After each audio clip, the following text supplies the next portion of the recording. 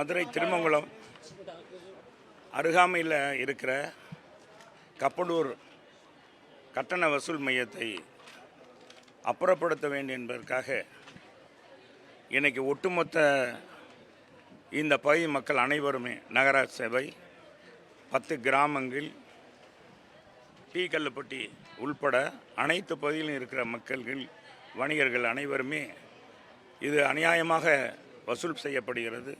உள்ளூர் மக்களுக்கு மிகப்பெரிய இது இடைஞ்சூறாக மிகப்பெரிய பாதிப்பை உருவாக்கி கொண்டிருக்கிறது. அங்கே வருகிற குடும்பஸ்தர்களுக்கு எந்த விதமான மரியாதை மதிப்பு கிடையாது. ஏன்னா இங்கே இருக்கிற மக்கள் அடிக்க ஒரு முறை மதுரைக்கு வர வேண்டியிருக்கு. எது வாங்க வேண்டுமானாலும் விற்க வேண்டுமானாலும் மதுரைக்கு வர வேண்டும். ஒரு நாளைக்கு 2 முறை 3 முறை வர வேண்டியிருக்கு.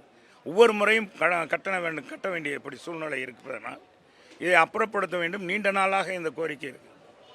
இந்த கோரிக்கை ஏற்கனவே எங்கள் ஆட்சியிலும் இருக்கும் பொழுது இந்த தொகுதியினுடைய சட்டமன்ற உறுப்பினராகவும் வருவாய்த்துறை பேரிடர் மேலாண்மைத்துறை அமைச்சராகவும் இருந்த அன்றைக்கு இருந்த எங்களுடைய கழகத்துடைய அம்மா பேரவை செயலாளர் மேற்கு மாவட்ட கழகத்துடைய செயலாளர் தம்பி ஆர்பி உதயகுமார் அவர்கள் அதை எங்களுடைய முதலமைச்சர் இடத்துல எடுத்து சொல்லி இந்த பகுதியில் வாழ்கிற மக்கள் ஆதார எண்ணை காமித்தால் மட்டுமே போதுமானது. அவர்கள் எத்தனை முறை வேண்டுமானாலும் போகலாம் வரலாம். அவரிடத்தில் கட்டண வசூல் செய்ய மாட்டார்கள், செய்யக்கூடாது என்ற ஒரு உத்தரவை பிறப்பித்திருந்தார்கள். அந்த உத்தரவு இப்போ மீறப்பட்டு 3 ஆண்டுகளாகிவிட்டது.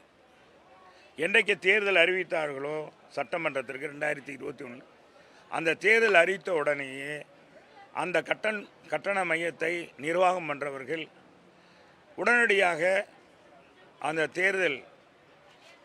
தேர்தலுடைய அட்டவணையை பார்த்தவுடன் மீண்டும் யாராக இருந்தால் வசூல் செய்வோம் என்று சொல்லி அன்றைக்கு வசூல் செய்து கொண்டிருக்கிறார்கள்.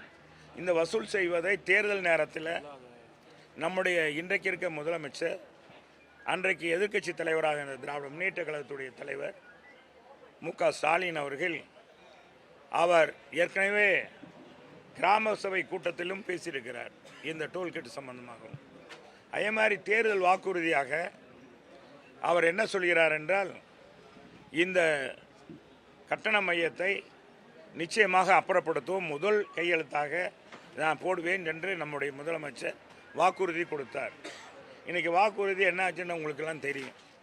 திராவிட முன்னேற்ற கழகம் எல்லாருக்கும் அல்வா கொடுத்துருக்கு.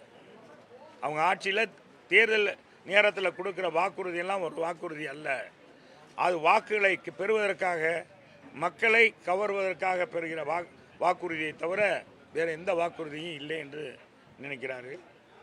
ஆனால் எங்களுடைய முதலமைச்சராக இருந்த எங்களுடைய கழகத்துடைய பொதுச் செயலாளர் புரட்சித் தமிழர் எடப்பாடியார் அவர்கள் எந்த மக்கள் பிரச்சனையாக இருந்தாலும் யார் கொண்டு சென்றாலும் உடனடியாக அதை கண்டு அதற்கான தீர்வை உடனடியாக அவருடைய ஆட்சியில் 4.5 ஆண்டுகளை நீங்கள் பார்த்துருப்பீங்க. பல்வேறு இடங்களில் இன்றைக்கி அவங்க ஆட்சிக்கு 3 ஆண்டுகளுக்கு மேல் நிறைவேற்றிவிட்டது. இந்த 3 ஆண்டுகளில் மிகப்பெரிய வறட்சி வந்துச்சா, ஏதாச்சும் வெள்ளம் வந்ததா, பெரிய மழை வந்ததா? எதுவுமே இல்லை. 2 இடத்துல மழை.